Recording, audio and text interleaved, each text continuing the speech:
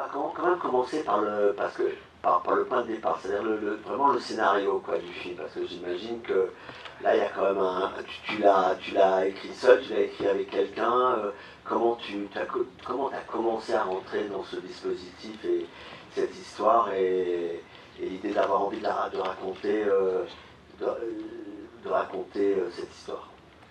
Alors, je ne l'ai pas écrit seul, j'ai écrit avec mon complice de toujours, Gilles Marchand, avec qui j'ai écrit la plupart des scénarios de mes films, et on a écrit ensemble aussi les scénarios de ses films à lui, aussi d'ailleurs. il est réalisateur aussi. Ouais, ouais. Et avant l'écriture, avant qu'on commence l'écriture, il y a eu un gros travail du coup que j'ai fait seul, enfin de 4 mois à peu près de recherche, documentation, rencontres. J'ai pu faire une immersion de plusieurs jours à la délégation parisienne de l'IGPN, donc ça c'était évidemment primordial et important pour pouvoir observer les enquêtrices et les enquêteurs dans leur travail, assister à des auditions, pouvoir échanger avec eux aussi sur les difficultés de leur métier, les particularités de leur métier. Mais disons que l'envie est venue, enfin c'était suite à la nuit du 12, ça m'a donné envie de continuer à explorer l'institution policière, et c'est vrai que la police des polices, enfin on est vraiment au cœur de l'institution, et c'est, voilà, l'IGPN, ça m'a toujours intéressé aussi parce qu'il n'y a rien dessus, enfin autant sur la PJ, la brigade criminelle, etc., il y a beaucoup d'œuvres de fiction, que ce soit ou de non-fiction d'ailleurs, en littérature ou en cinéma, autant sur l'IGPN, il n'y a rien aussi parce que on n'en sait pas grand-chose, et c'est justement ce qui a un peu suscité ma curiosité, parce que comme c'est comme c'est une institution de contrôle, enfin démocratique aussi. Et c'est centralisé à Paris, l'IGPN, ou c'est non, la France, non, enfin il y a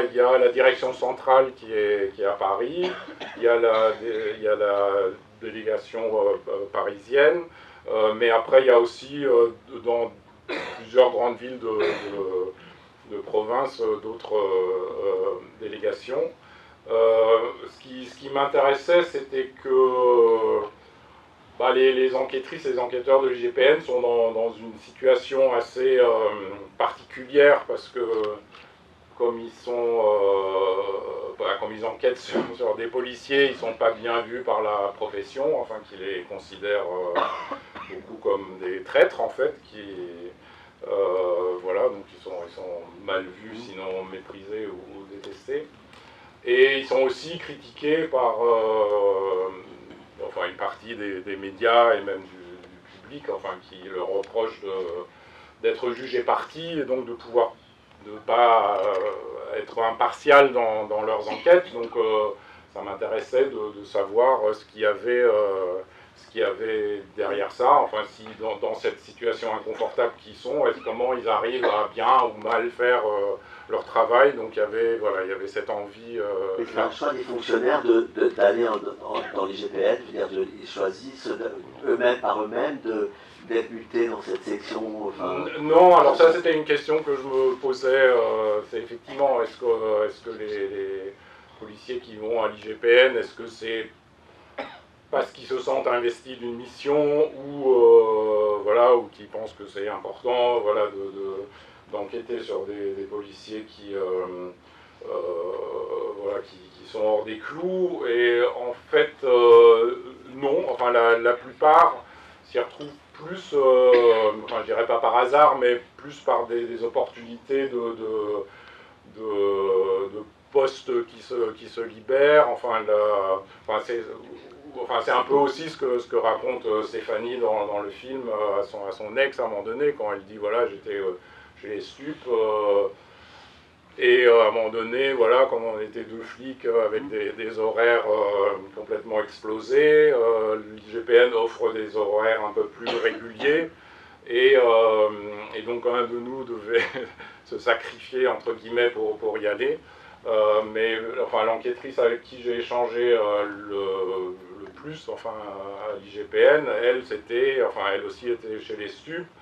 À un moment donné, elle a eu un nouveau chef qui était très misogyne et où elle disait il faut que je bouge, donc elle a regardé quel poste était ouvert, enfin qui correspondait à son grade de commandante, et le seul qui était disponible c'était à l'IGPN, mais elle n'avait aucune envie d'y aller.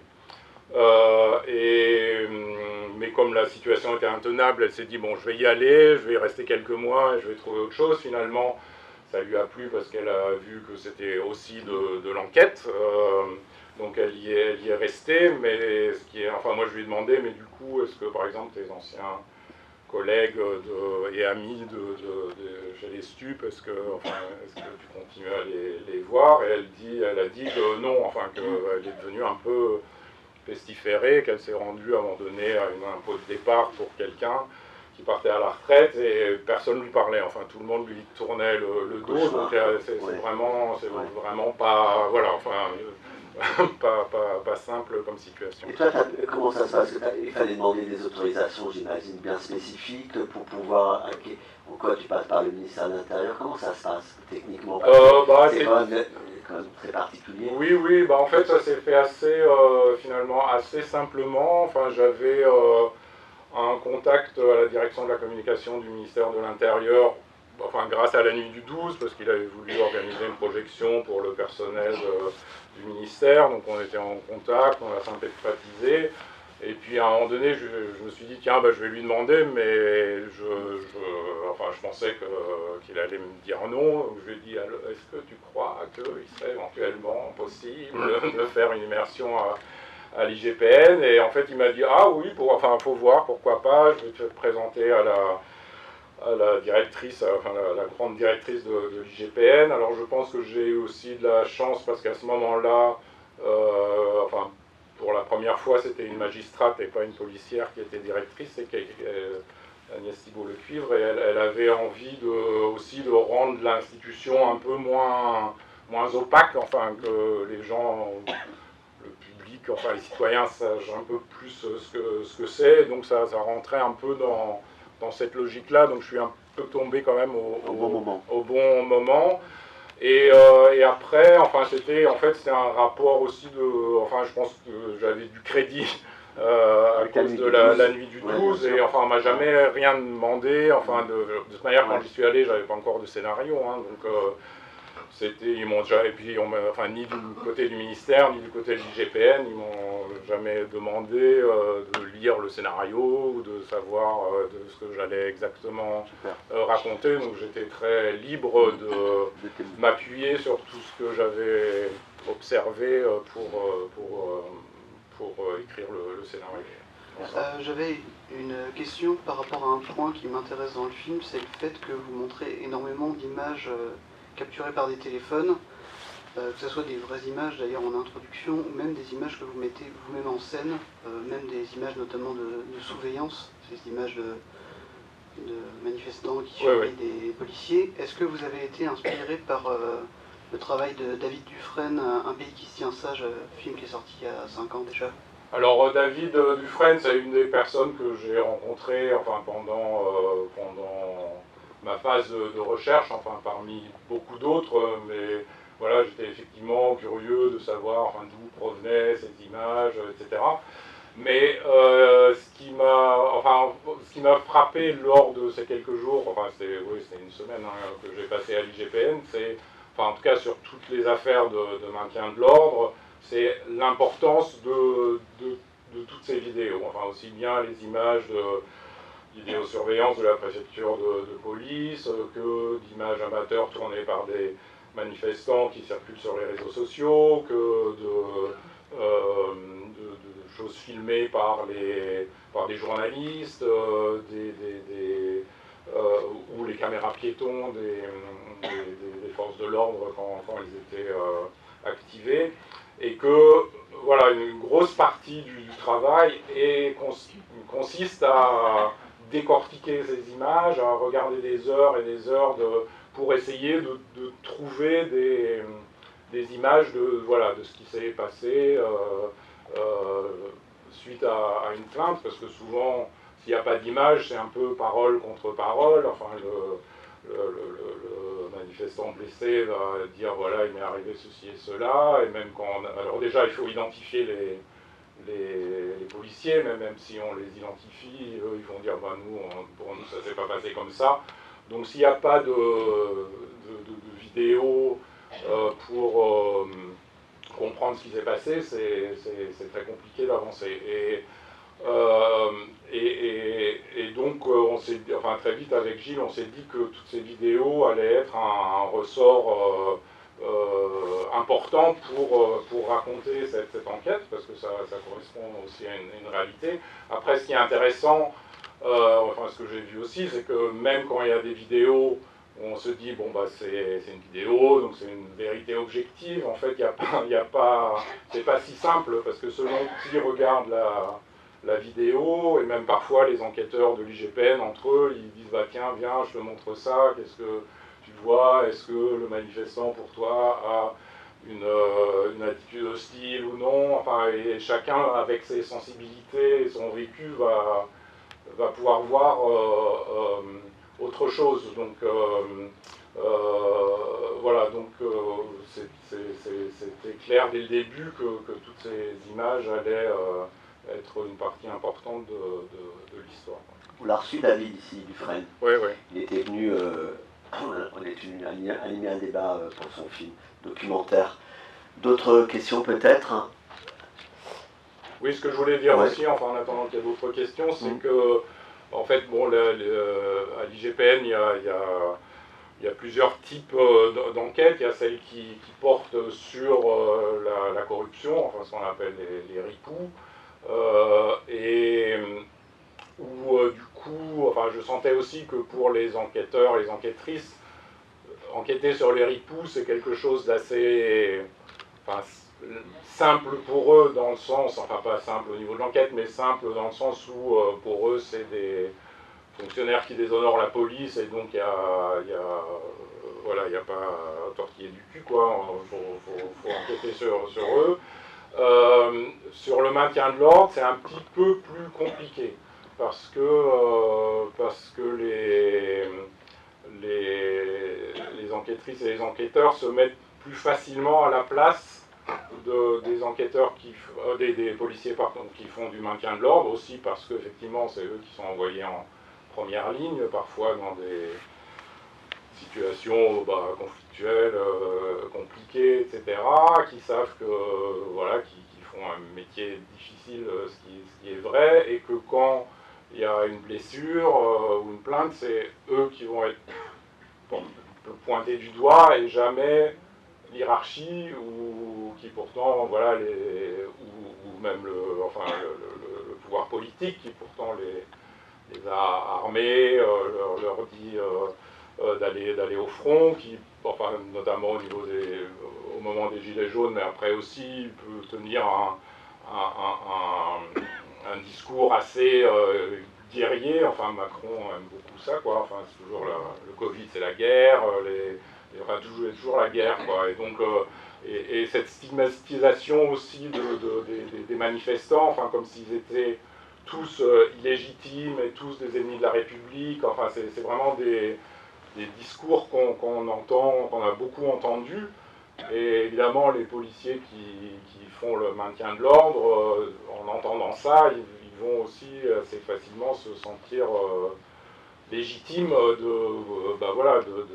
d'utiliser leurs armes, et parfois pas toujours selon un principe de nécessité, proportionnalité, comme on dit. J'ai trouvé ça formidable, voilà. Je ne vais pas faire trop loin dessus. Aussi dans le sens terrifiant du terme, quoi. Voilà, je suis choqué. Et je voulais vous demander, enfin c'est un peu une question à la con, pardon, mais au début c'est inspiré de faits réels, et en tout cas moi personnellement, on aimerait bien rapidement savoir ce qui est du réel et ce qui est peut-être de la fiction, s'il vous plaît. Alors, évidemment, le film est une fiction, hein, c'est une enquête policière, ça reste dans le film de genre, enfin, même si c'est très documenté, mais quasi tous les éléments du film sont enfin, viennent de quelque part. Enfin, l'affaire telle qu'elle est décrite dans le film n'a pas existé telle qu'elle, mais enfin, j'ai eu accès à des dossiers d'enquête de plusieurs affaires qui ont influé, enfin, voilà, que j'ai intégré dans le film. Enfin, par exemple, j'ai rencontré enfin, une mère de famille qui était un peu dans la même situation que la famille Girard, c'est-à-dire c'était le 24 novembre 2018, qui venait de la Sarthe. C'était des primo-manifestants, parce que ça aussi c'était quelque chose de très particulier avec beaucoup de gilets jaunes, c'est qu'ils n'avaient pas du tout l'habitude de manifester, et c'est aussi pour ça que les forces de l'ordre étaient complètement débordées, parce qu'il n'y avait pas un parcours déclaré, il n'y avait pas des interlocuteurs avec qui discuter, il n'y avait pas de service d'ordre, etc. Donc il y en avait un peu partout, ils ne savaient même pas où il fallait aller, donc il y avait aussi des éléments violents, hein, bien sûr. Et donc ils sont venus à Paris, enfin un peu comme eux, qui m'avaient raconté voilà, que dans la voiture ils avaient chanté, qu'ils en profitaient pour faire un peu du tourisme, enfin ils disaient même, voilà, on avait l'impression d'être un peu les tuches à Paris, quoi, et où tout à coup cette sortie familiale a viré au cauchemar, parce qu'enfin bon, c'était pas un tir de LBD, mais une grenade IF-4, qui sont des grenades lacrymogènes avec une charge explosive de TNT très forte, qui n'est plus utilisée maintenant, mais comme il y avait un stock à écouler, il a été utilisé, et qui a créé beaucoup de blessures. Voilà, et tout à coup, leur vie s'est transformée en cauchemar médical, judiciaire, enfin, etc.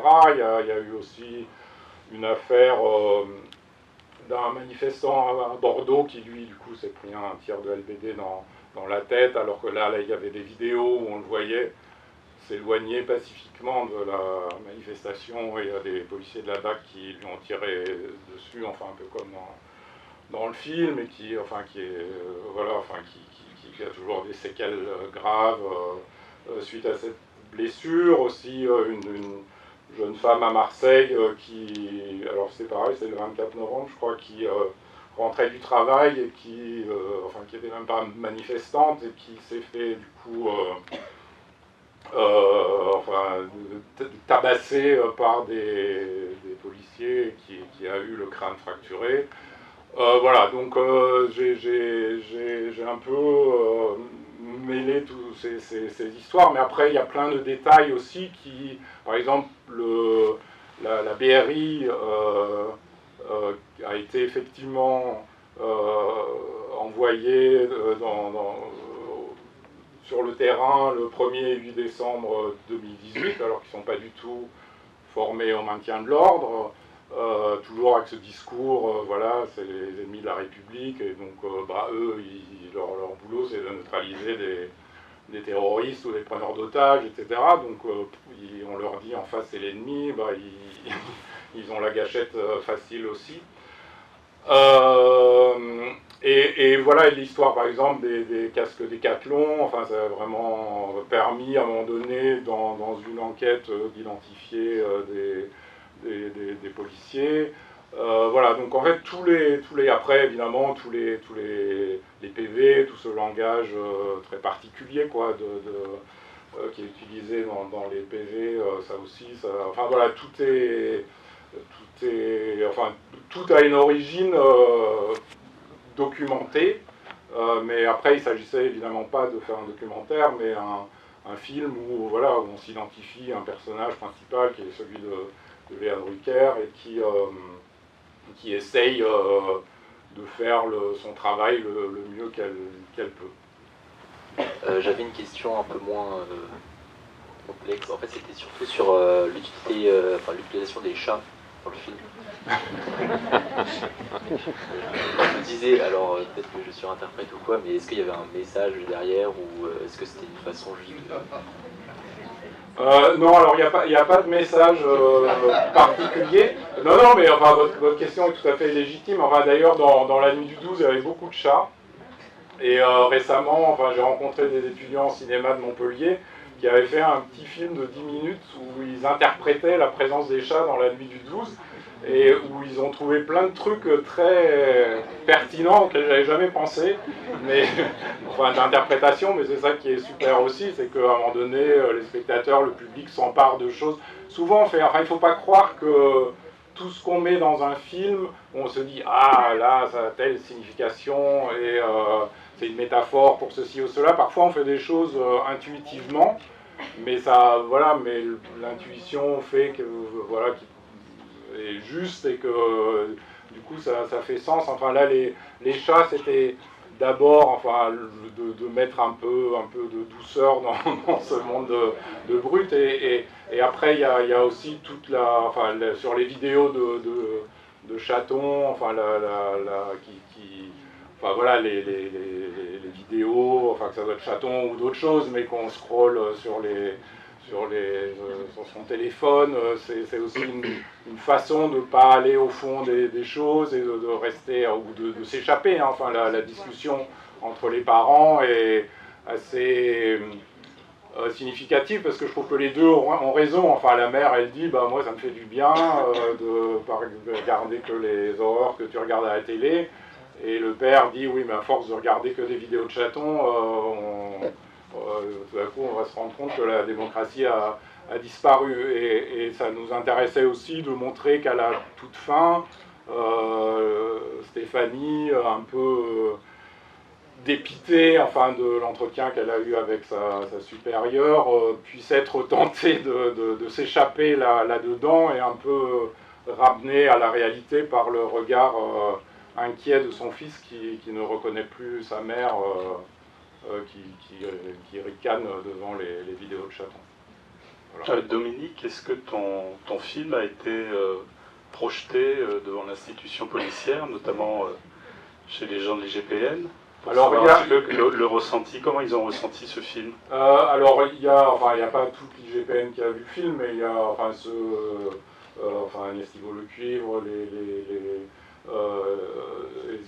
des enquêtrices qui m'ont aidé, d'autres personnes de la direction de l'IGPN ont effectivement vu le film et enfin l'ont beaucoup apprécié. Enfin, ils trouvaient que ça reflétait bien leur travail. Voilà. Parce que moi je trouve, je ne sais pas si le public est d'accord, c'est que le grand intérêt de ce film, c'est qu'il ne prend pas le spectateur en otage. C'est-à-dire que tu es assez malin pour nous laisser juge de ce qu'on voit. C'est-à-dire que ce n'est pas un film complètement à charge, même si tu dénonces effectivement des choses.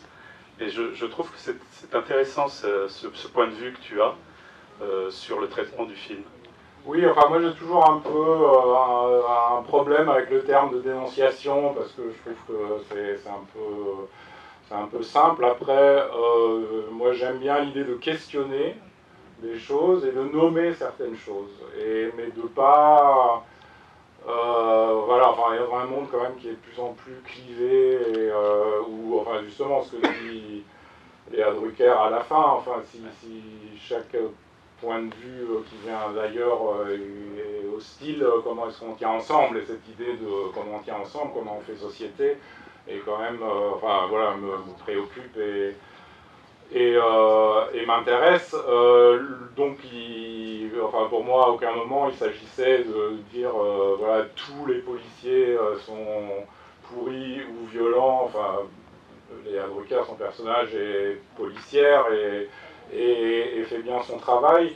Enfin, ou essaye de bien le faire. Après, enfin, moi, ce que je ressens comme un problème, c'est que c'est comme si, et c'est là que j'en veux en fait à la hiérarchie policière et aux politiques, c'est comme si on ne pouvait pas nommer certaines choses. Enfin, il est sûr qu'il y a des policiers qui ont un problème avec la violence.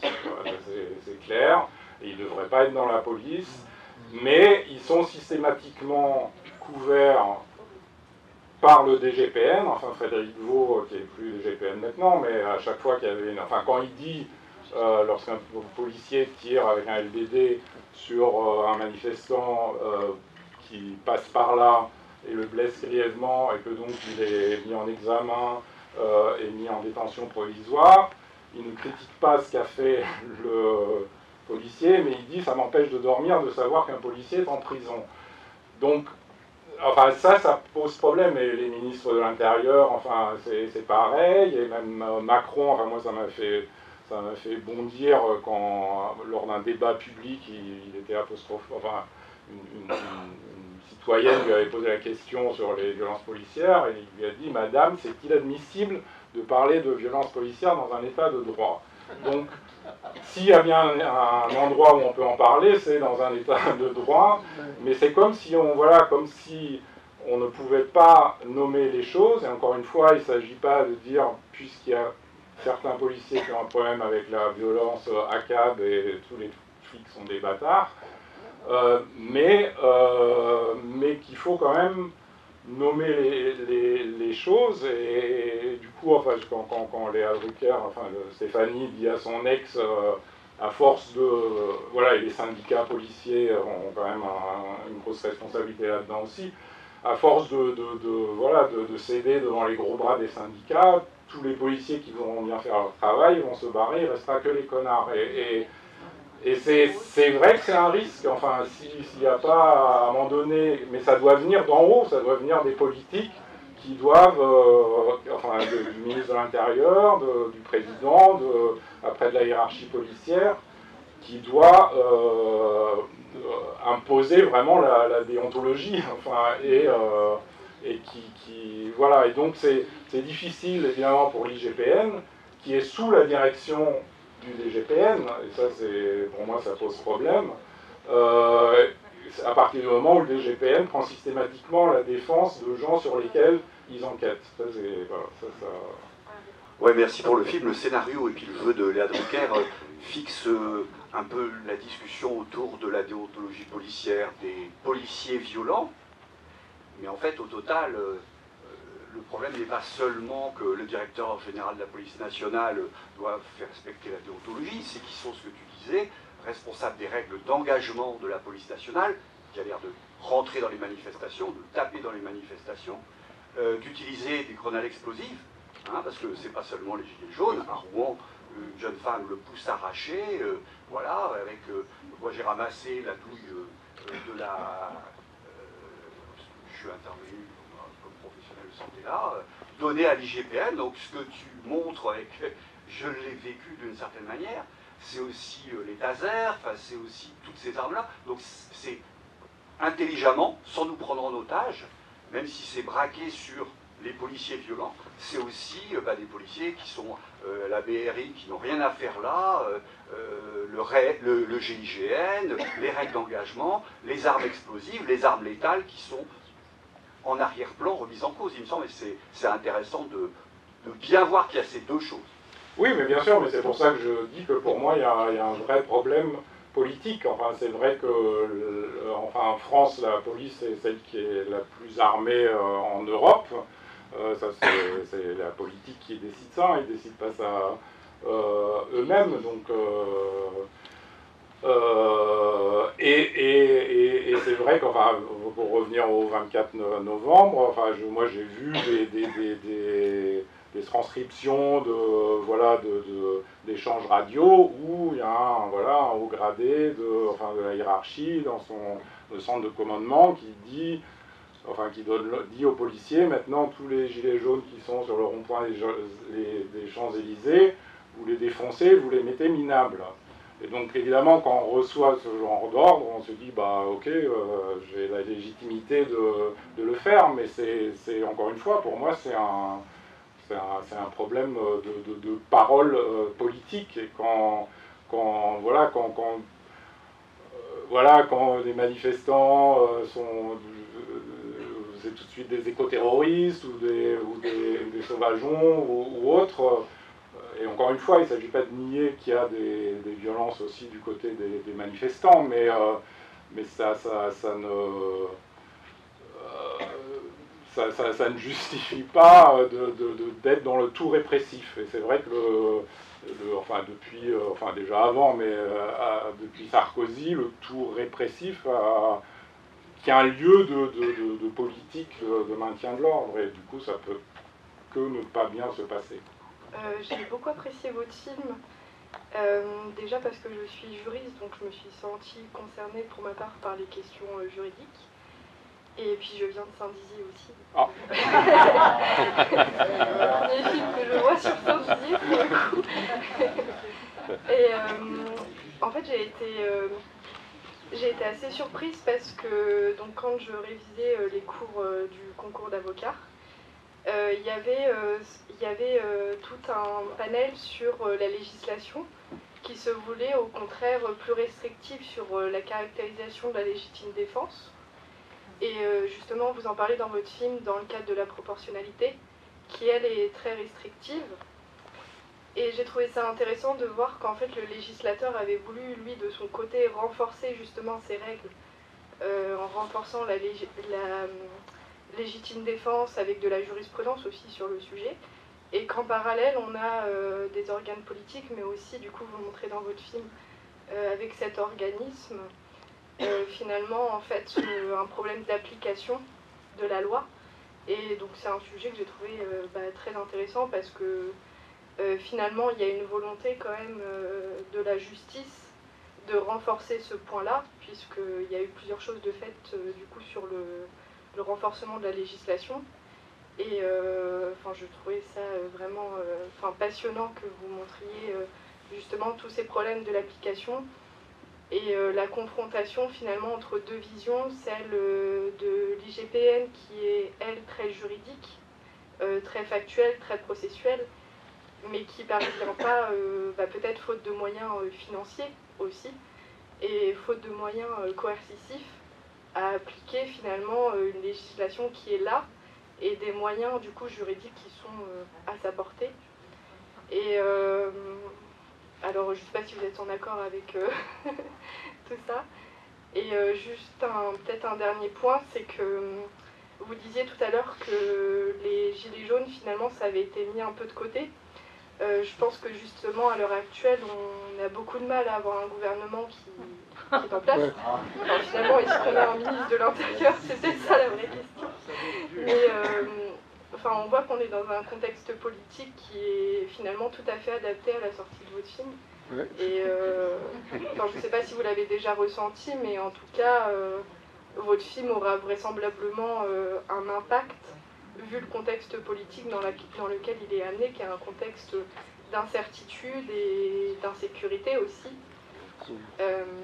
Je pourrais m'étendre encore longtemps, je suis désolée, je ne vais pas monopoliser la parole, mais c'est vrai que l'insécurité c'est quand même un sujet à l'heure actuelle, et au-delà de la responsabilité des policiers qui est un vrai sujet dans votre film, il y a aussi la responsabilité de l'État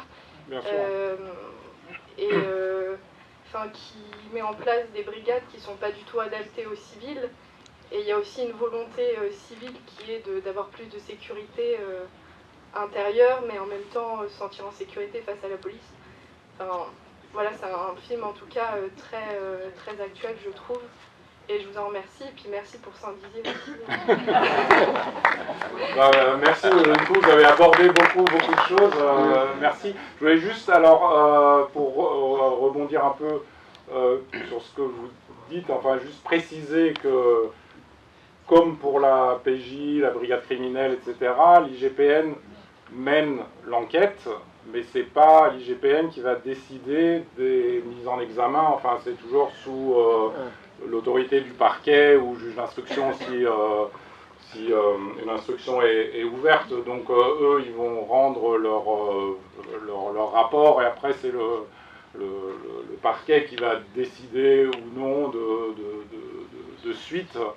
Mais par rapport à ce que vous dites, sur le cadre légal qui devrait encadrer tout ça, il existe bien sûr, mais moi j'ai assisté à plusieurs procès, et disons que ce qui revient toujours, et ce qui est dit dans le film aussi, on était dans une situation insurrectionnelle, et donc en fait ça autorise tout, même quand il y a eu des tirs de LBD ou des lancers de grenades sur des manifestants qui qui ne faisait rien ou qui était sur un côté et qui était pacifique.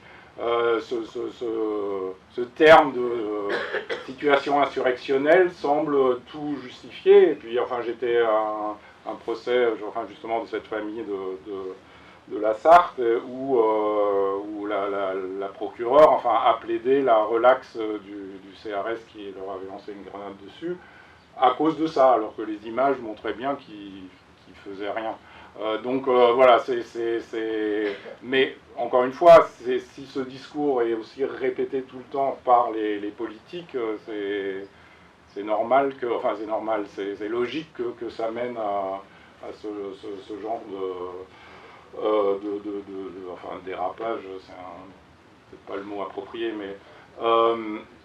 mais alors juste comme vous reparliez de Saint-Dizier, enfin je voulais dire aussi ce qui m'intéressait aussi, enfin, et ce qui était intéressant au début du mouvement des Gilets jaunes, c'est que les Gilets jaunes et les policiers, en fait, ont souvent des origines sociales et géographiques assez proches.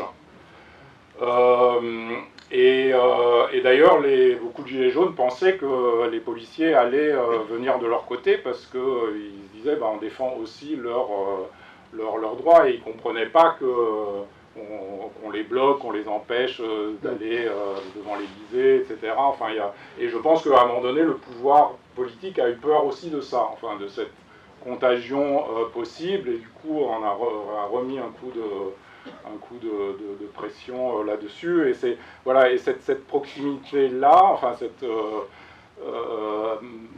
nous a aussi donné d'idée, enfin comme ressort scénaristique justement, de se dire, bon, est-ce que, enfin sur la question du biais toujours, voilà, est-ce que si on est policier, on enquête sur des policiers, est-ce qu'il y a un biais, et qu'est-ce qui se passe si le policier ou la policière qui enquête tout à coup a un lien même très tenu avec quelqu'un qui porte plainte? Est-ce que ça crée un biais aussi, et d'où l'idée que Stéphanie soit originaire de Saint-Dizier comme la famille Girard. J'ai été très surprise de voir que la policière a besoin de l'autorisation du procureur pour mettre en garde à vue. Quand on voit les films policiers, alors peut-être sont-ils mal faits, ne respectent-ils pas la procédure, mais un policier ne demande jamais l'autorisation au procureur pour mettre en garde à vue parce que ça lui permet de faire avancer son enquête. Si, c'est toujours en lien avec le parquet. C'est l'OPJ qui décide seul, qui avertit le procureur qu'il a placé quelqu'un en garde à vue. Oui, mais il faut de l'accord du procureur. Il faut qu'il J'étais policier 30 ans, donc... Oui, mais il faut qu'il l'informe, enfin... Il l'informe après la mise en garde à vue. Oui, mais pas trop longtemps après. En tout cas, moi, ce que les... Par contre, c'est le procureur qui lève la garde à vue. Oui, mais enfin, en tout cas, moi, les enquêtrices et les enquêteurs du GPN avec qui j'ai parlé, enfin, ils disent, voilà, sauf s'il y a un cas d'urgence, mais sinon, c'est comme effectivement, mettre en garde à vue un policier, c'est pas anodin, ça peut causer des remous, etc. Du coup, c'est toujours bien de le faire en accord avec le parquet, voilà. Donc c'est pas une faute de ne pas le faire, mais il faut l'avertir, il faut l'en avertir quand même assez rapidement. Enfin, c'est ce que j'ai compris, moi. Voilà. On ne voit pas les politiques, mais ils sont présents au travers de la hiérarchie ou de l'autocensure de la hiérarchie, etc. Mais bravo pour le film, parce qu'en fait, il est éminemment politique quand même. Parce qu'en fait, il nous montre des choses, et puis à l'heure actuelle, effectivement, on a besoin que la justice soit respectée, fasse son travail, au-delà des violences policières qui sont montrées, des politiques aussi. On est éminemment sur un sujet plus que fondamental pour la démocratie.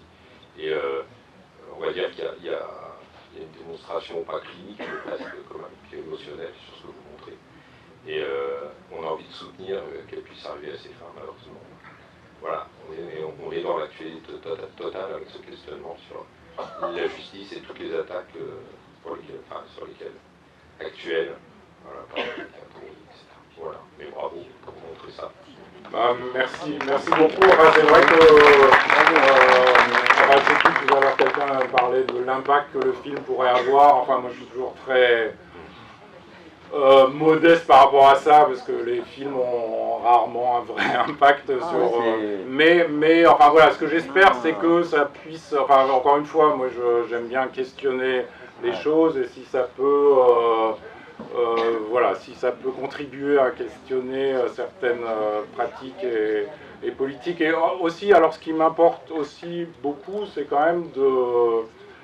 enfin, et c'est ce qui m'a beaucoup ému dans ces affaires que j'ai pu étudier de personnes blessées, qui, enfin, en tout cas, les affaires que j'ai vues, moi, c'était des personnes pacifiques. Enfin, il faut savoir aussi que, voilà, ceux qui viennent pour en découdre avec la police, ils sont aguerris au conflit, et c'est rarement eux qui se font blesser, quoi. Donc, et ces personnes-là, enfin voilà, comme la famille Girard, voilà, donc il y a déjà la violence de la blessure physique et des conséquences, mais il y a aussi cette deuxième violence de ne pas être reconnu du tout comme victime, et avec des, voilà, enfin la plupart des affaires de 2018, elles n'ont toujours pas été jugées, certaines vont pas être jugées,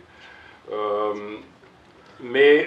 Et là aussi, enfin, je suis vraiment assez en colère envers les politiques que, à aucun moment, ils aient été capables de dire, voilà, il y a eu cette situation, on s'est fait déborder, on était en panique, on a envoyé tout le monde dans la rue, mais on reconnaît qu'il vous est arrivé des choses qui n'auraient pas dû vous arriver.